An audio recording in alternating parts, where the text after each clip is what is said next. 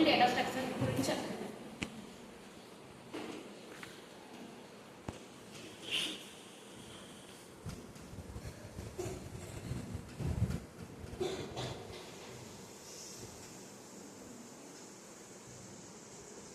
మనకి data structures అంటే data store చేయడానికి యూజ్ చేస్తాం. ఇది మనకి అన్ని సిస్టమ్స్లోనే యూజ్ చేస్తాం. ఎలా అంటే డేటా స్టోర్ చేయడానికైనా సరే, రిట్రీవ్ చేయడానికైనా సరే, లేదంటే యూజ్ చేసుకోవడానికైనా సరే యూజ్ చేస్తాం. ఇందులో మనకి 2 టైప్స్ ఉంటాయి.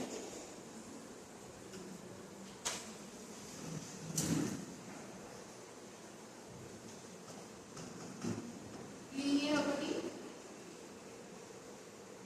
Non linear.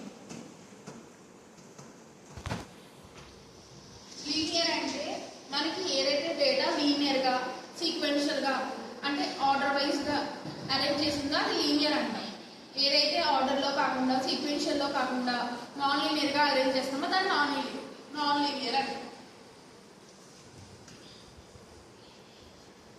మళ్ళీ మనకి లీనియర్లో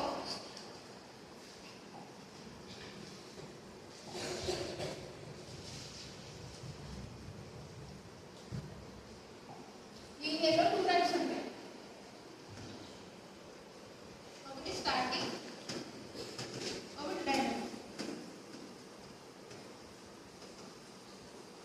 స్టాటిక్ అంటే మనకి ఎంత మెమరీ యూజ్ చేస్తామో అని తెలిసింది.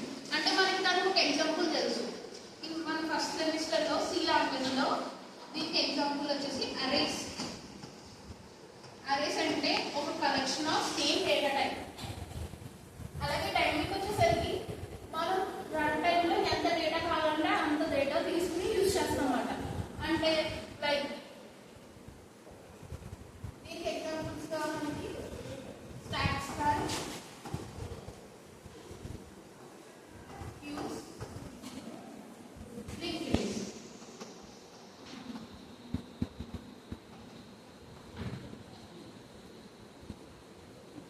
స్టాక్స్ అంటే ఇది ఒక లీనియర్ డేటా టైప్. దీంట్లో మనం LIFO రూల్ అంటే last in first out rule use చేస్తాం.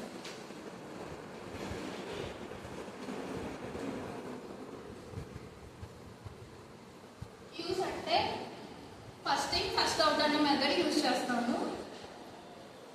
లింక్డ్ లిస్ట్ అనేది ఒక లింక్డ్ ఎలిమెంట్స్ అన్ని ఒక పాయింటర్స్ టైప్లో ఉంటాయి.